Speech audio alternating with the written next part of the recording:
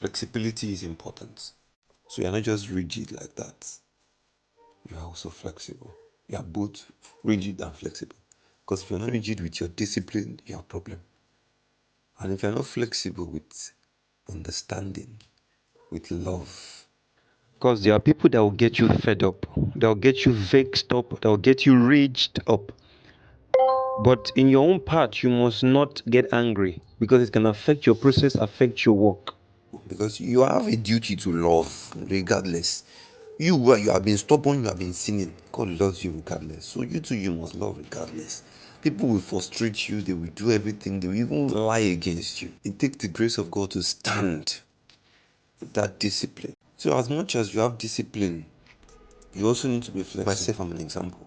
When somebody starts doing something and in the year word, like it's better you are falling and you are trying to rise, you are falling, rise. I'm not saying you should be falling and rising, but it's better than for you to be still and for you to be static. Personally, I detest this kind of thing.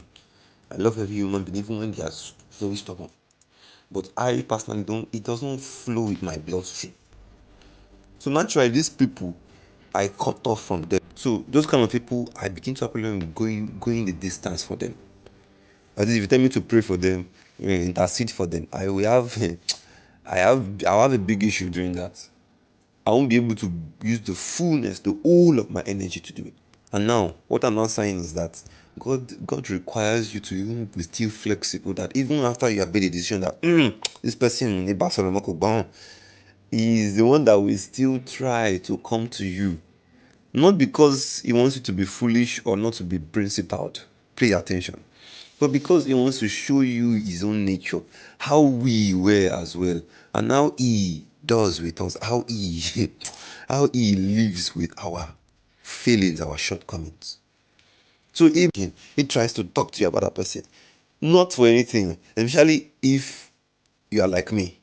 Like I say, if somebody is not hearing what I have an issue with them spiritually, I can't go distance for them. So sometimes he will bring that person to you like, but I do this person I don't want now. But you will keep having mind about that person or something. Sometimes it might be to teach you, not because he wants to break your discipline, no. Not because he wants to break your word. It's to teach you that love sometimes is very difficult. In fact, it's very unfair sometimes because even as you are not happy and you have a legal ground to be unhappy with that person, it will still tell you just just be patient. Just help the person. Please don't be angry. Please don't be unhappy. That's like almost what he's trying to tell you. So you see why it is important to be both principled and flexible. You must know the balance. That is where wisdom is always important. Everything wisdom is important. I'm showing you why wisdom is also important in this matter. So you don't be like, hey, I'm principled. Yes, God knows. But the same God that is principled is the same God that is flexible with you too. So that same thing that you do, he does to you too must do it to somebody. Because as he has given us command that love your neighbor as thyself.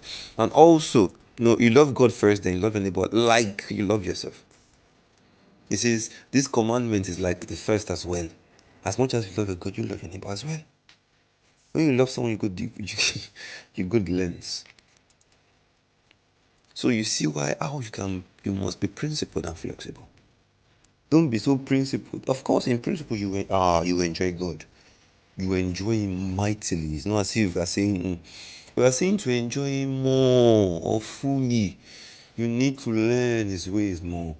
Both principle and flexibility. He is the lion and also the lamb. He is the merciful God and the consuming fire. You must have all these things equally you balanced in you. You can't be too gentle. One, he himself will deal with you. Two, the devil and the world will deal with you. At the same time, you can't be too vicious. He himself is not too vicious. Trying to be hard, trying to be strong because the world is not easy, Abi. You are trying to be hard on everything so that you make it. But by being hard on everything, you start giving yourself over to the other side of God. And once you tilt towards one side of God the more, then you begin to see the other side of God. Because all the things that are in the evil world, the devil and everything, is in God as well. It's just like the other side of God that was not perfectly controlled. that ran out of control, that caused problem. So when you two are giving yourself over to that side of God, you run out of control. And you don't have discipline, you don't have control again. That is when the devil or the spirit or the things that like that side you are on begin to come closer to you, begin to try to minister to you. And before you know it, you start seeing some kind of patterns of pride, patterns of insubordination, of stagnant, or of stubbornness. It begins to pop. Even though God knows this thing, or everything still stems from Him, He becomes a master. He becomes authority because of His control, because of His wisdom. So don't just think you have power, you have fire, you can destroy. Ask God to help you to use the fire right. Ask Him to help you to use the power authority right. So that you don't destroy what will help you. Because you think it's every witch that is for killing. There are some witch that will bring out your glory. There are some situations that will bring out a manifestation. But if you always kill everything and run away from everything, then how would you feel it? You're asking God for power, or you're asking Him for wisdom, and He's bringing strange situations. It's very strange, very, very tough and difficult. He's trying to tell you, solve it. Bring a solution, then you will see. He's bringing a life lesson for you to solve. Then you will know. You're asking for this, and He brings this so that you will get it. Not because you are always too quick. Suffer not a wish to live. That is the only part you know. You forgot the part that said, even love your enemies. You forgot that part as well. Because there are some enemies that you have to love. He says, in fact, let your ways be so good before God that even your enemies will be at peace with you. Yes. Why will God say your enemies be at peace? Normally, your enemies should be dead now. Why are they your enemies? But that means there are some enemies that should be alive. There are some enemies that you can save. There are some enemies that can see salvation through you. There are some enemies that need you to be patient, that need you to love so that they will see God. There are some enemies that will not be saved by preaching. They'll be saved by what they see in you. This person is tenacious. This person is persevering. Truly, this person knows something different. We see the physical evidence. That is what brings faith. That is what brings faith in some people. The physical evidence they see in you, they cannot explain it, just like what we have in the word of faith. That faith is the substance of things hoped for, not yet seen. The evidence. They will see the evidence that this person is different. We can see. No. They will tell you. Unbelievers will tell you. This one is a true Christian. But what did they see? They did not see it on your forehead now, but they can tell with your way of life. We're not saying you should be pretending.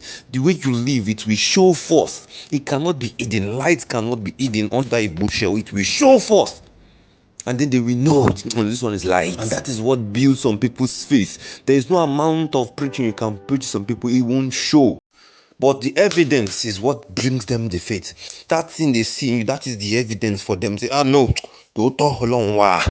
And they might not see you face to face. You might not see them face to face, but they are seeing you. You can be speaking in the room, and then somebody somewhere is hearing you. You don't even know he's hearing you. And then this person is being changed by these things. So it's not if there's power in your voice. If you have power inside when you speak, we have turned God to sharp. How do I call it? A magician. Once there's power, it will happen. Let your life itself be power. Your evidence, your breath, let it be power. Let it be light. Let it be a difference. Let it be king. Let it be authority. Let it be different. So we'll not stop looking for sharp, fast food, fast outlets.